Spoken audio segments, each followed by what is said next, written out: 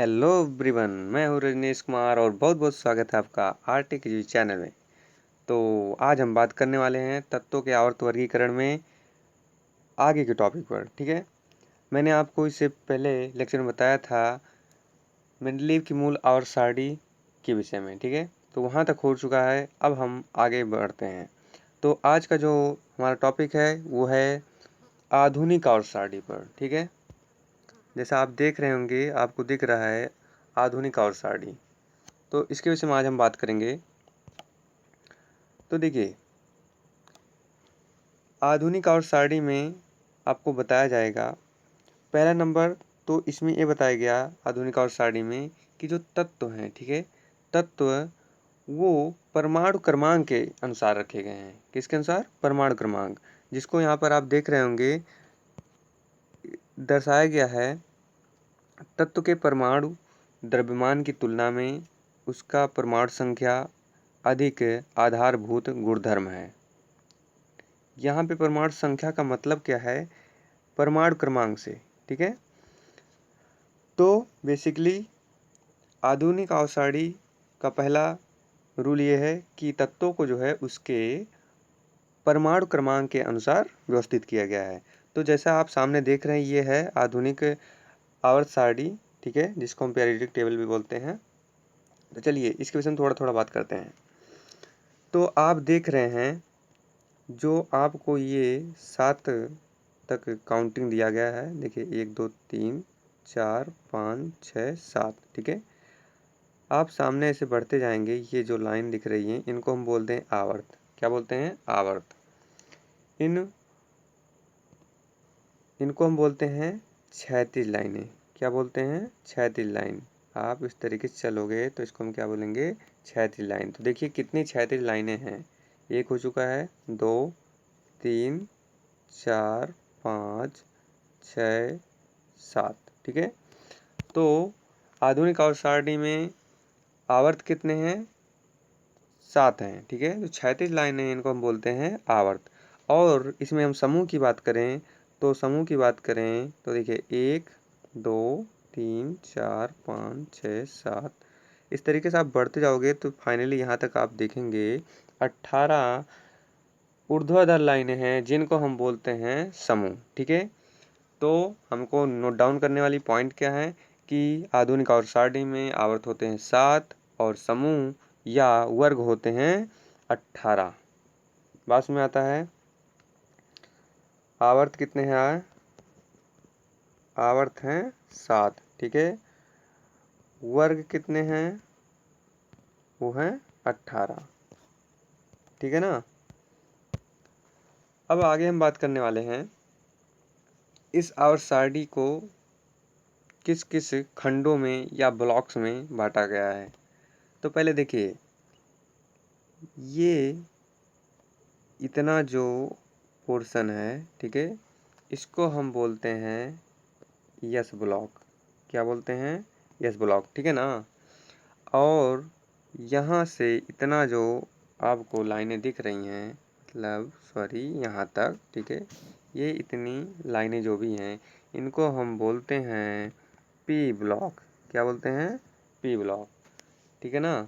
और जितना क्राइटेरिया या जितना एरिया ये आपको दिख रहा है यहाँ बीच में, यहाँ से लेकर इतना, ठीक है, इसको हम बोलते हैं डी ब्लॉक। क्या बोलते हैं? D block. ठीक है, और नीचे एक पोर्शन बचता है यहाँ पर इतना, ठीक है, ये पोर्शन, इसको हम बोलते हैं एफ ब्लॉक। क्या बोलेंगे? F block. तो हमको कुछ कंक्लूजन मिला कि ब्लॉक कितने हैं आवर्त सारणी में, यानी आधुनिक आवर्त सारणी में ब्लॉक कितने हैं? तो ब्लॉक हैं 4। कितने हैं? 4। ठीक है, कौन कौन से? यस, पी, डी और एफ। ठीक है, कितने ब्लॉक हैं? 4। S P D F. अब देखिए इनको हम आगे बात करेंगे। थोड़ा सा एक कलरफुल नहीं है, ठीक है, ये कलरफुल होता तो आपको और अच्छे समझ में आता। तो अब देखिए, ये आपका जो है आधुनिक आवर्त सारणी है। अब आगे हम इसमें बढ़ते चलते हैं। देखिए, अब टॉपिक आया मेंडलीव की आवर्त सारणी के दोष क्या थे। मेंडलीव की आवर्त सारणी के दोष क्या थे, और उसमें आधुनिक आवर्त सारणी के आने से कुछ करेक्शन किया गया जो सही माना गया। तो चलिए पॉइंट को पढ़ते चलते हैं। पहला पॉइंट आपको यहाँ पे मिल रहा है, आवर्त सारणी द्वारा दूर हो गए। देखिए क्या क्या दूर हुए, यानी कि जब आवर्त सारणी में आधुनिक आवर्त सारणी को जो निगमन किया गया, तो जो मेंडलीव की आवर्त सारणी थी उसमें कुछ करेक्शन किया गया और कमियों को दूर किया गया। तो देखिए पहला पॉइंट है, समस्थानिकों की स्थिति स्पष्ट की गई। समस्थानिकों की स्थिति स्पष्ट की गई, यानी कि समान परमाणु संख्या वाले तत्व एक स्थान समूह में रखा गया। यानी इसका मतलब ये है कि जितने भी परमाणु थे जिनकी परमाणु क्रमांक क्या थी,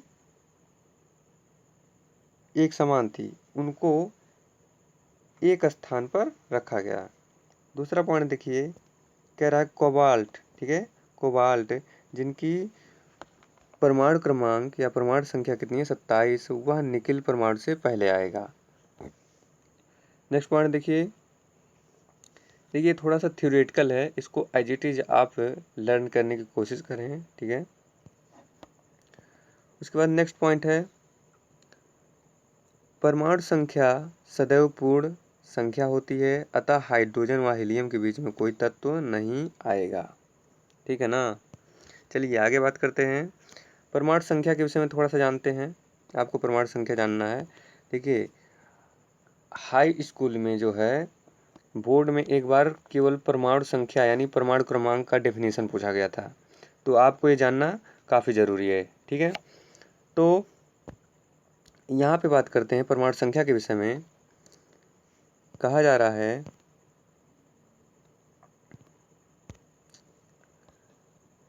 परमाणु संख्या को जेड से निरूपित किया जाता है। निरूपित करने का मतलब रिप्रेजेंट करना, दर्शाना, ठीक है।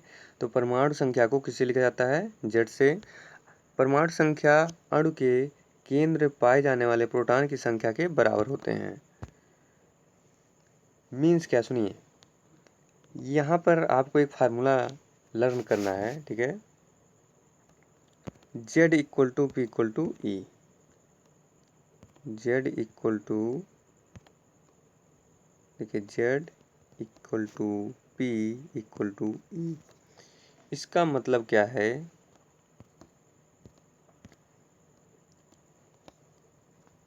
जेड का मतलब होता है परमाणु क्रमांक, ठीक है। पी का मतलब होता है प्रोटॉन, ई का मतलब होता है इलेक्ट्रॉन, ठीक है। तो यदि किसी भी तत्व की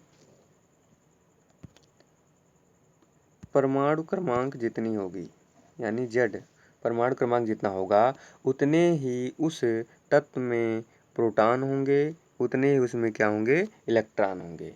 बात समझ में आया। चलिए आगे बात करते हैं। मान लीजिए एक छोटा सा एग्जाम्पल लिया जाए, तो यहाँ पे बात करते हैं, यदि मान लें क्लोरीन परमाणु को लिया गया, ठीक है, और इसमें आपसे पूछा जाए कि इसमें कितने प्रोटॉन हैं।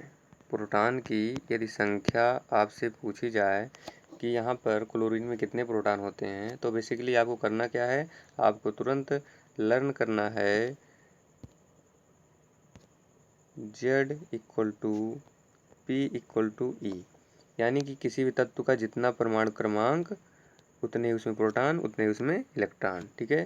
तो यानी इस क्लोरीन का परमाणु क्रमांक होता है कितना, 17। तो यानी इस तत्व का परमाणु क्रमांक है 17, ठीक है।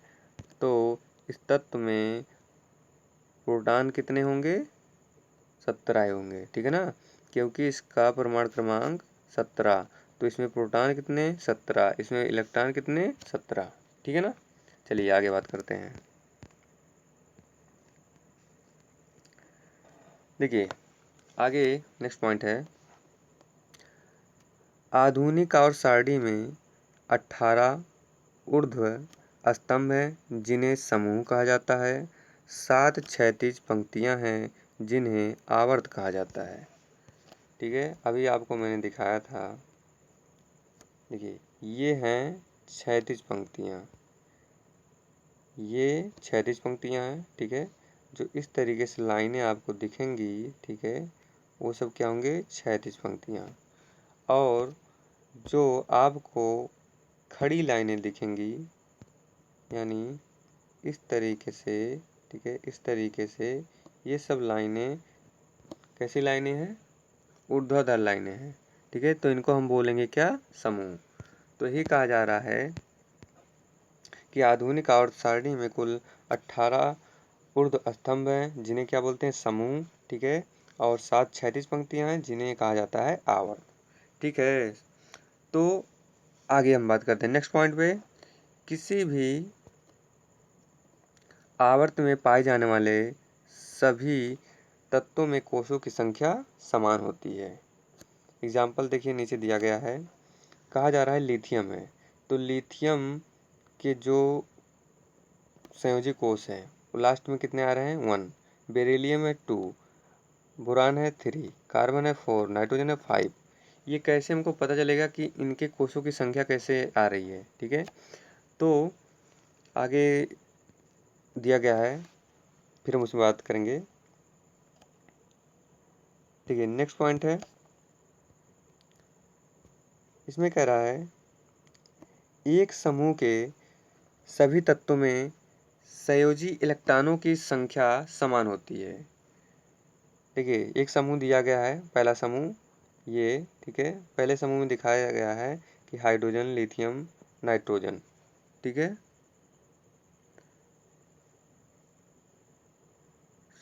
यहाँ पे थोड़ा सा करेक्शन है, ये नाइट्रोजन नहीं, ये सोडियम है।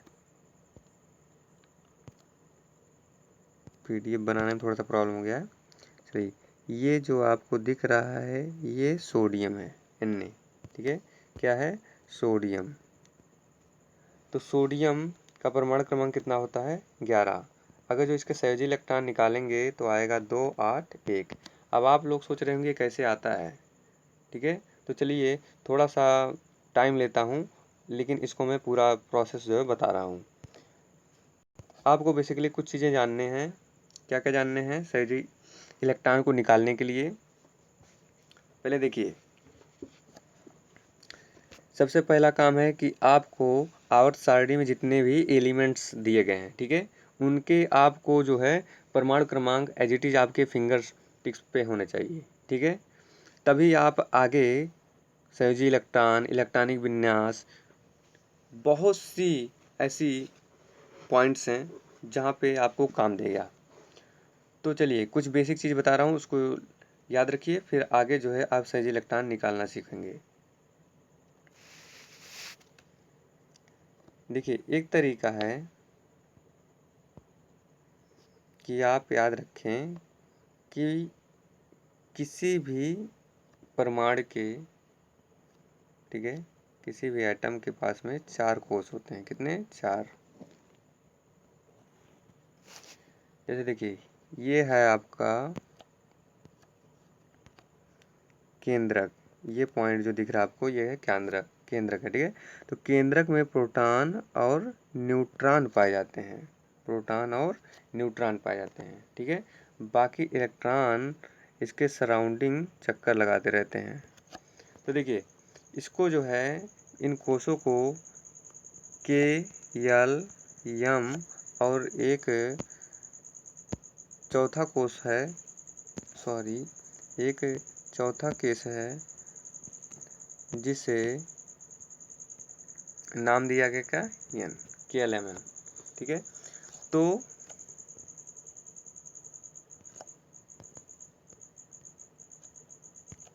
बता रहा हूँ मैं आपको, जो के कोष होता है, ठीक है, उसमें पाए जाते हैं 2 इलेक्ट्रॉन। कितने? 2।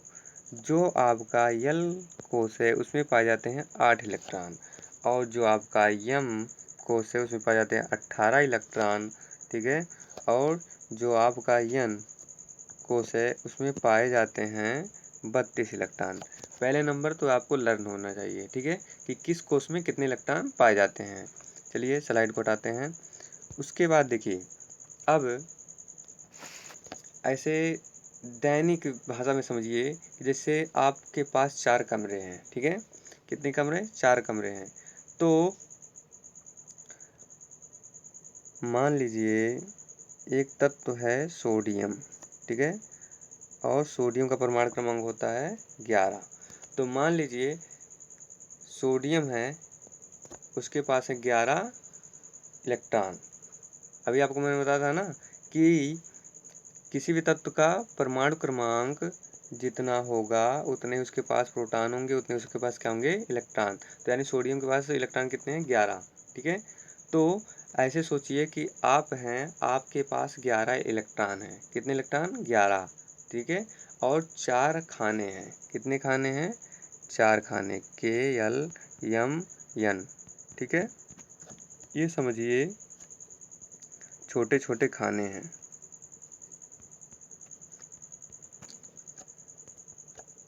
अब आपको करना क्या है कि सोचिए, आपके पास हैं 11 इलेक्ट्रॉन और उनको जो है KLMN कमरे में फिलअप करते जाना है। तो पहला पॉइंट है कि आपको बताया गया था कि के कोष में कितने इलेक्ट्रॉन रहेंगे? 2, यल में 8, यम में 18 और यन में 32। ये आपको याद रखना है, ठीक है। अब आपको करना क्या है? सोडियम हो गया आपका, ठीक है, 4 आपको खाने दिए गए हैं, ठीक है।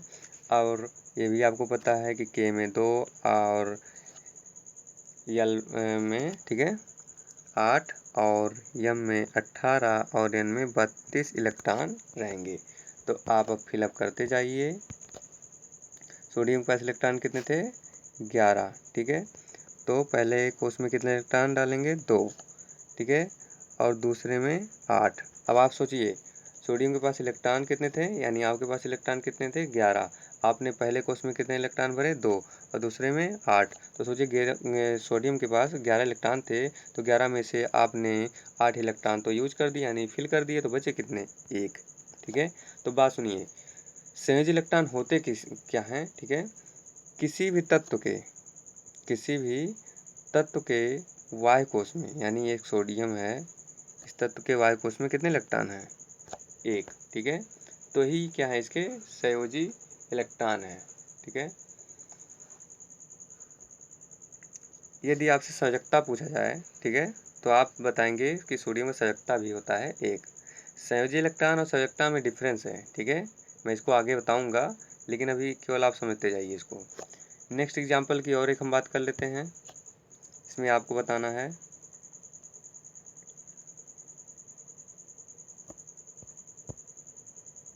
आपके पास है नाइट्रोजन, ठीक है, नाइट्रोजन है, तो आप बताते चलिए। तो नाइट्रोजन का परमाणु क्रमांक कितना होता है? 7, ठीक है। तो आपको इसके संयोजी इलेक्ट्रॉन निकालने हैं, संयोजी इलेक्ट्रॉन निकालने हैं। तो आपको पता है आपको मिलेंगे 4 खाने, ठीक है, या 4 कोष। ये खाना बोलने का मतलब ये है कि आप दैनिक जीवन में यानी उसको कोरिलेट कर पाएँ, थोड़ा सा समझें। जब कोई चीज़ें हम थोड़ा सा विजुलाइज करते हैं, देखते हैं, हमारे आंखों सामने कुछ चीज़ होता है, तो हम उसको ज़्यादा अच्छे समझते हैं, ठीक है ना, इसीलिए मैं चीज़ें बता रहा हूँ। तो अब देखिए, ये आपका कोष क्या है? के यल यम यन। तो चलिए शुरू करते हैं। जब 7 इलेक्ट्रॉन इसके पास हैं, तो पहले कोष में कितने इलेक्ट्रॉन फिलअप करेंगे? 2, ठीक है। और दूसरे में कितने होते हैं? यल में 8। तो ऐसा नहीं कि यहाँ पे आप 8 भर देंगे। अब आप कहेंगे अभी तो बता रहे थे कि यल में 8 इलेक्ट्रॉन होते हैं। हाँ भैया, 8 इलेक्ट्रॉन होते हैं, यानी कि पूरे यल में एल कोश में 8 इलेक्ट्रॉन भर सकते हैं, उससे अधिक नहीं भर सकते हैं। लेकिन यहाँ पे देखिए नाइट्रोजन के पास टोटल इलेक्ट्रॉन कितने हैं, 7 ही हैं। तो पहले कोश में आपने कितने इलेक्ट्रॉन फिलअप किया, कितने भरे, 2। तो इसके पास यानी नाइट्रोजन के पास कितने इलेक्ट्रॉन बचे, 5 बचे ना। तो यानी यहाँ पर आप भरेंगे 5 इलेक्ट्रॉन, कितने, 5, ठीक है ना। क्योंकि पहले कोश में आपने भर दिए 2 इलेक्ट्रॉन, बचे इसके पास 5, ठीक है, इसके पास बचे 5, तो आप 5 से आप फिल कर दिए। बात समझ में आया। चलिए आगे बात करते हैं। तो इस पॉइंट को समझाने के लिए मैंने इतना आपको परेशान किया, ठीक है। अब आगे बात करते हैं। कह रहा है एक समूह के सभी तत्वों के इलेक्ट्रॉन, ये पॉइंट हो चुका है, ठीक है। एक एग्जांपल यहाँ पे देखिए, पोटेशियम को बताया है, ठीक है। पोटेशियम के लिए देखना चाहेंगे, चलिए इसको भी देख लेते हैं। पोटेशियम की बात है, पोटेशियम है, ठीक है। परमाणु क्रमांक कितना होता है इसका, बताएं बताएं। 19, कितना होता है, 19 होता है इसका परमाणु क्रमांक। तो चलिए फिलअप करते हैं, 4 खाने बना लें, ठीक है। ये हमेशा सही नहीं होता है, लेकिन आपको बताने के लिए, क्योंकि यहाँ पे वही पॉइंट दिख रहा है तो उसी तरीके से बता रहा हूँ। तो पोटेशियम के पास इलेक्ट्रॉन कितने हैं, 19। इलेक्ट्रॉनों को फिलअप करना चालू करते हैं, ठीक है ना। तो पोटेशियम का पास है 19 इलेक्ट्रॉन। तो पहले कोश में आपने भर दिए 2 इलेक्ट्रॉन, ठीक है। इस कोश का नाम क्या था, के, इसका नाम एल, इसका नाम एन, ठीक है, सॉरी एम एन, ठीक है। आप कहेंगे इनको ABCD भी नहीं आता है, हो जाता है, जुबान है, थोड़ा सा गड़बड़ हो जाता है। तो चलिए, के में आपने भर दिए 2 इलेक्ट्रॉन, एल में भरेंगे 8, ठीक है।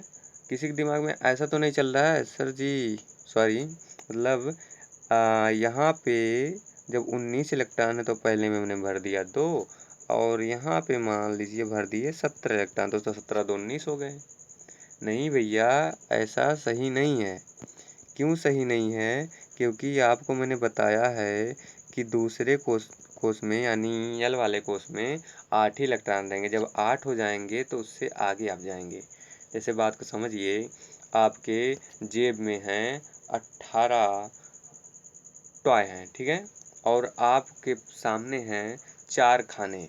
तो उन 19, ठीक है, टॉय को आपको फिलअप करने हैं इन 4 खानों में, ठीक है। 4 खाने जो आपको दिख रहे हैं आपके पॉकेट में, 19 टॉय हैं और वो सामने वाले खाने में फिलअप करते जाना है।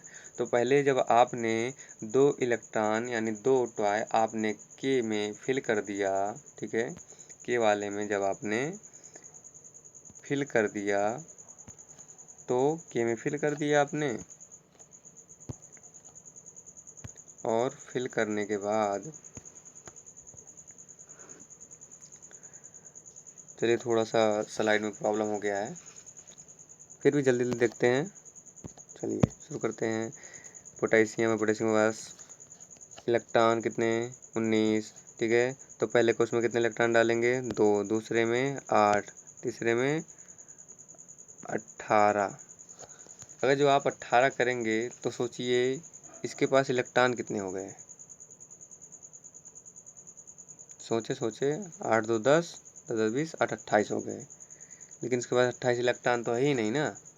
तो आप करोगे क्या, यहाँ पर कर देंगे 8 इलेक्ट्रॉन और यहाँ पर 1, तो वाई कोश में कितने इलेक्ट्रॉन आए, 1, ये हो गए 6 इलेक्ट्रॉन। चलिए आगे नेक्स्ट स्लाइड में बात करते हैं।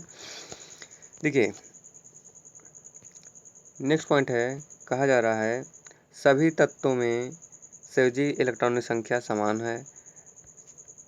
नेक्स्ट पॉइंट है समूह में नीचे जाने पर कोशियों की संख्या बढ़ती जाती है। यानी कि जैसे जैसे आप वर्ग में यानी समूह में नीचे आते जाएंगे, ठीक है, नीचे बढ़ते जाएंगे, तो जो कोषों की संख्या होती है यानी n, ठीक है, उनकी नंबर जो है इंक्रीज होती जाएगी, ठीक है, बढ़ती जाएगी। नेक्स्ट पॉइंट की बात करें, सॉरी, यहाँ पे किसी विशेष आवर्त में पाए जाने वाले तत्व की संख्या इस बात पर निर्भर करती है कि किस प्रकार इलेक्ट्रॉन विभिन्न कोषों में भरे जाते हैं। यानी उन कोषों में जैसे जैसे इलेक्ट्रॉन फिलअप होते जाएंगे, ठीक है, उसी आधार पर जो है ये डिपेंड होता है। नेक्स्ट पॉइंट है, कह रहा विभिन्न कोषों में भरे जाने वाले इलेक्ट्रॉनों की संख्या के आधार पर आवर्त में तत्वों की संख्या बता सकते हैं।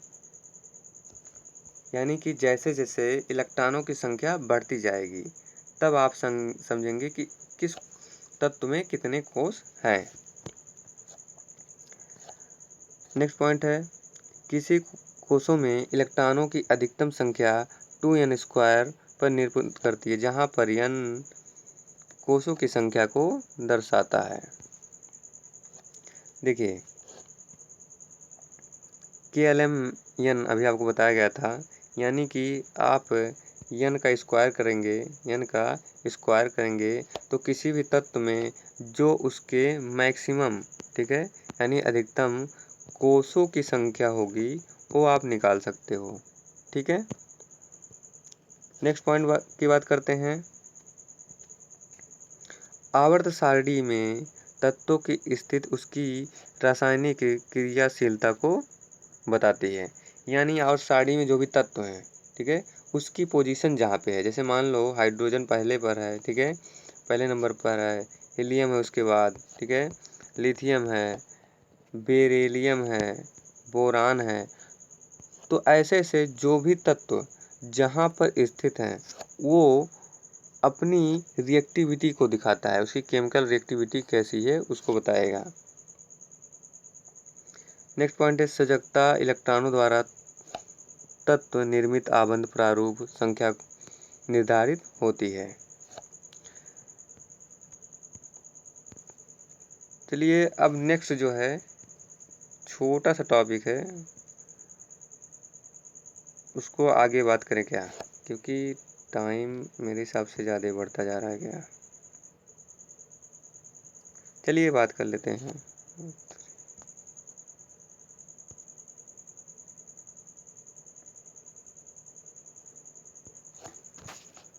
ज़्यादा टाइम नहीं लगेगा।